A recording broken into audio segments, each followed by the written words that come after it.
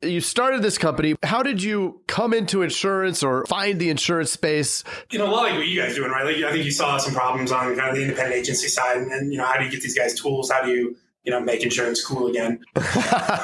Yeah. Buckle up. It's the Insurance Dudes Podcast. Boom! Boom! Yes. Yes. Dramatic intro. Isn't that dramatic?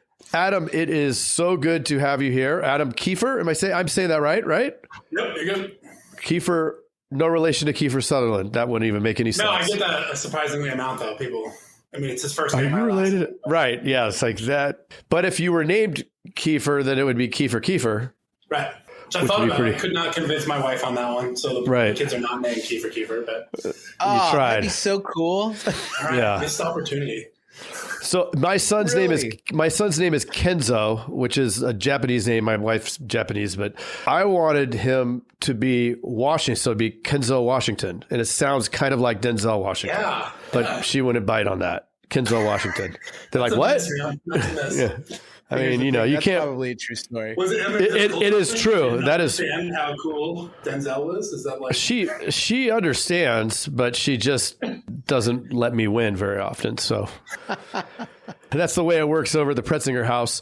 We are going to dive right in to our speed breakers, which is how we start. Or are we going to do that later? What do we do? What do I do with these? I say we just dive into speed breakers. Speed breakers, Adam. All right, let's do it. Adam, break the ice. Let's break the ice. Are you ready? I'm ready. All right. Have you ever had a mullet? I almost have a mullet right now. I was like, you have long. Close. Yeah, but it's had a mullet. Yeah, it's all party. Definitely had a mullet. Yeah, you did. All party right now. No big whatsoever. Adam, how much can you bench press? Currently, a lot less than I used to. So I played college football at the University of Nevada. So I used to be able to bench. Wow. But I cannot anymore. Are you in Vegas? Nice.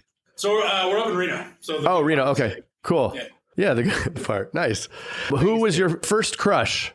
My first crush. Yeah, that's going back. I should mention I played college football at the University of Nevada, and there's all kinds of brain damage up here. So you're going back a little. You could just say skip if you. Yeah. I can't even tell you what grade I was in. I got the brain damage from watching the football games and drinking something. Yeah, we did that too. Yeah. Just not at the same time, usually. Right. Most embarrassing thing your mom ever caught you doing? She caught me doing? I don't know, man. I was kind of a square kid. I didn't have much trouble. That's fine. How about these are bad answers to the question. Fastest speed ever driven? Yeah, that was, I got a ticket going 110. So I think that I was doing that. I'll take that. Well played. I was in high school. Yeah, nice. That was good. Didn't drive again for like 3 months. It wasn't well played. No, I guess not. How about favorite cereal? So my boys have me hooked on these like frosted Rice Krispies right now. Which is like subtle but kind of delicious. Yeah. I'm going to check that out. That actually sounds delicious. Jim, Johnny, Jack, or Jose? Oh. I mean, can I pick a cousin of Jose? Do I have to have one of Jose? Like, I would go the tequila route, but I don't know if it's Jose. I gotta go Jack then. If I gotta take one of them, I'll go Jack. If it was tequila, then who would it be? I mean, it's gotta be George Clooney, the Casamigos, right? Like, that stuff is amazing. There you go. Plus, if someone almost as cool as Denzel, it's George Clooney, right? So that's right. That's right. Count Chocula or Count Dracula? Count Chocula. Easy. Count Chocula. You got one, Jason? No, I just the random ones. Okay. That's good. Tacos or burritos? Tacos. That's right. Correct. A favorite video game? I don't know. It's been a minute on the video games. So my kids are playing Sneaky Sasquatch on their iPads right now. Sneaky Sasquatch. How old are your kids? I like that name. They're 9. I got twin boys that are 9. We have another one that's 2 because we're stupid and we started. Oh my gosh! You started over? And he's fantastic, but yeah, we're never getting them out of the house. So. Are you sweating a little bit? Like, oh my gosh, like this is a long road now. Well, no, because now my wife is like, because we have the twins, obviously we're very close, and then we got the little one, and so now she's like, well, he needs like a friend too. That one's wow. That a little bit, but. Just go get the surgery and say, yeah, let's do it, or don't. Let's just keep trying. Yeah. Dude, I have a 3-year-old, a 5-year-old. Wait, no, a 2-year-old, a 4-year-old. I don't even know anymore. 6 and 9. 2, 4, 6, 9, I think. Wow. I don't even know. It was something four, like that. More than 3. Like 4 seems like a lot of kids. Like 3 seems like dude. Some, 4 seems I don't know. So we got duped. So we had our first 2 and they were cool. Second one was a bit more difficult than the first, but then we're like, you know what? Let's just, if we're going to do this, let's do this. So the third one was like a dream. The first 2 kind of difficult. Second one or third one, like a dream. So then we're like, you know what? Let's go 4. Let's go 4. So we went 4.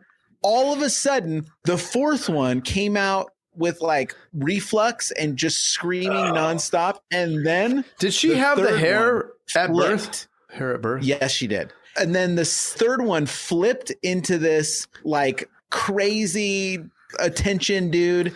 So all of a sudden it was like going from 2 to 4 and it's nuts. And they all have my genes. So they're like out of control, ADD. There's a lot of screaming in the house. If he's at home, we're partners in business. So I talk to him all the time. And if he's at home, it's like he's just talking normal and I'm getting anxiety because it just is constant screaming. I'm like, dude, I can't do this right now. And he's like, what? No, it's all good. Don't worry. It's fine. I'm like, no, it's not for me. I have 2 and one is at college and one is 16. And it's like, they've been autopilot for the last, they've just been autopilot. So that's fantastic.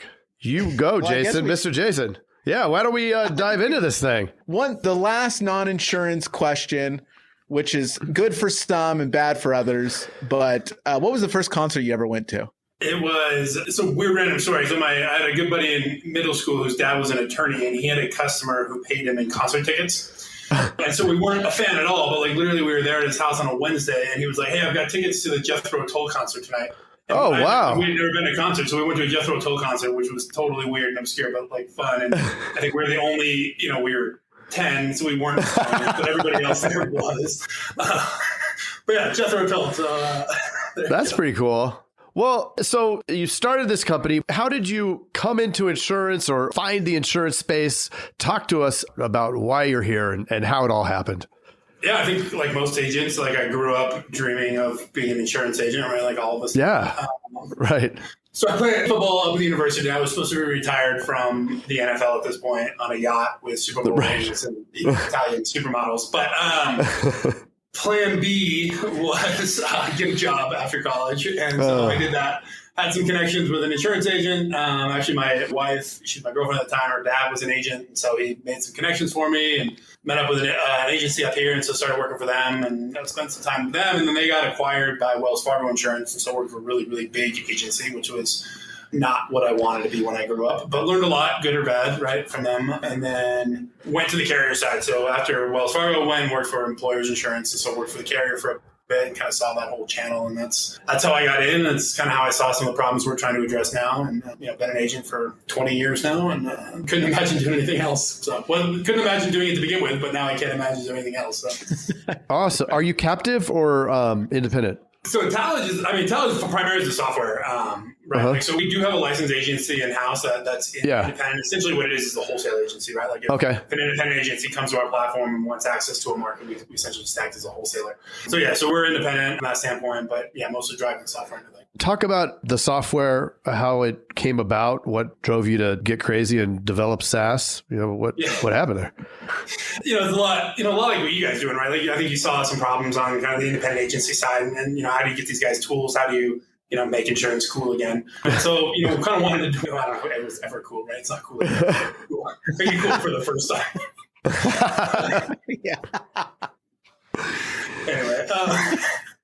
But so the whole idea is put tools around agents, right? Like, and that's what we want to do. And so everything we do is kind of built around the agencies. We started the carrier side. We build direct API integrations into their quoting and their binding platforms. And then we take that and we push it down because we recognize that, your average agency across this country is generally not going to build a $500,000 software platform that can do some of those things. And we give them a white label solution so they can turn up, they can customize it, they can make it their own logos, colors, pictures, all the kind of fun stuff. But most importantly, what we do is actually customize it from a business standpoint. So it's all their credentials, all their licensing, all their appointment information. And so that business stays theirs from end to end. And then we really just kind of take the technology that the carriers have developed, push that down through the channel and really and it's all focused on small commercial right now. And so trying to make that small commercial channel as effective as possible.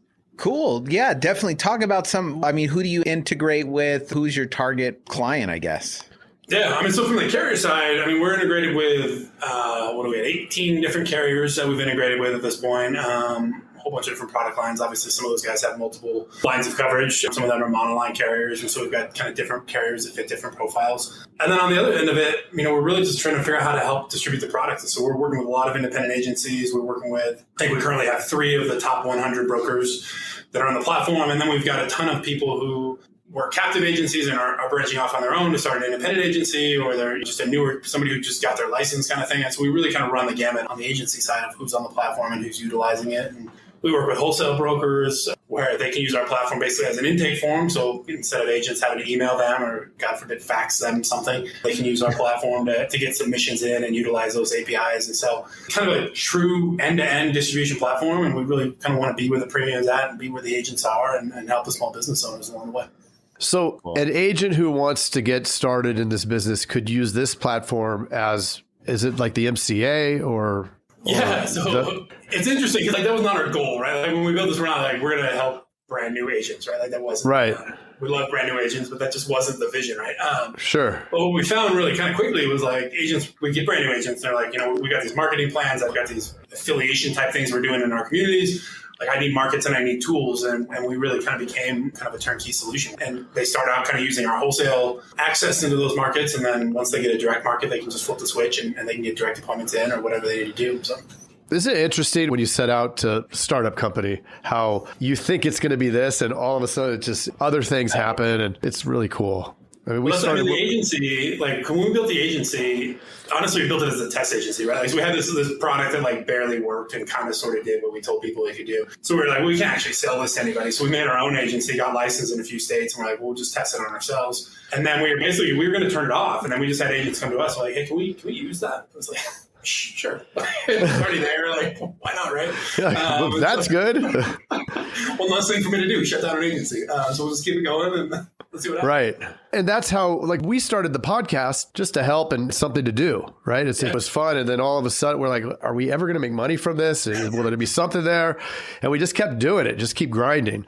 And then all of a sudden there's a little bit of an audience. And then people are coming to us, how are you guys doing so well with your agencies? And we're like, well, we do the telemarketers. We have this whole thing. And they're like, well, can we get telemarketers? We're like, okay. And, here we go. So it was just really interesting how I think if you put in the effort and you stay consistent, something will happen, right? Yeah. Then you build the plan. No, especially the agency world is so interesting, right? Because I think it's so much on relationships, right? And as much as technology is changing and things are changing, like it's still a relationship business, and I think it always will be. The relationship might look a little different, but like I caught up on a few of your shows this week, kind of doing some homework for this, and I think you guys, most of the time you were pretty good. But I mean, you guys are most. That's amazing. I mean, you guys are genuine, right? I think that goes a long way. I think people can see that, and they can see what you're trying to do, what you're trying to accomplish. And I think we've tried to, as a company, to give the same impression. Like we're trying to help agents, and there's no ulterior motive. Like we win if you win, and I think that people pick up on that. So it's cool to hear that origin story. I mean, where are you at with the agency and the software right now, and kind of where are you headed, and what are you guys focusing on? Be continue. Hey, Jason. Yes, Mr. Craig. That was another awesome episode, wasn't it? Mm-hmm. Well, if people want to get a little bit more action and learn how to do write 100,000 in premium off of even the worst internet leads, where could they go? They can go to live.teledudes.com. Ooh, that sounds exciting. Are we going to be there? Yes, it's a weekly call that we're doing right now it's live, and it will show you the process. The entire process is super awesome. I love it. Let's do it. Let's do it. Sign up right now, live.teledudes.com. Live.teledudes.com. That's live.teledudes.com. Hey, Craig, there's a new community that we are starting that I cannot wait to tell everybody about. It is our live texting community where you and I are going to answer people's questions and give them free content, right? Are you kidding me? We get to talk to them? Yeah, which is awesome, but they have to opt in. They have to text us at 520-214-8255. 520-214-2219. That's 520-214-2219. Nice. I'm gonna Craig, are you going to respond to these texts? I'm going to respond to them for sure. Live. I'm into it too. It's going to be Well- awesome. And it's going to be our new texting community where we're going to get back to everybody that we can and drop some crazy content, free content, and free the calculator that you just came up with. That's right. The calling calculator, sales material. I mean, everything for insurance agents. This is it. It's the best texting community out there for insurance agents. Well, what the heck is that number again? I can't remember it. It's 520-214-2219. That's Okay. 520-214-2219. I love it. I'm going to text it right now. 520-214-2219. All right. I'll see you later, Mr. Jason. Bye, Mr. Craig. Wait, do they even listen to this on the radio anymore? I love it. I love it. Nice. All right.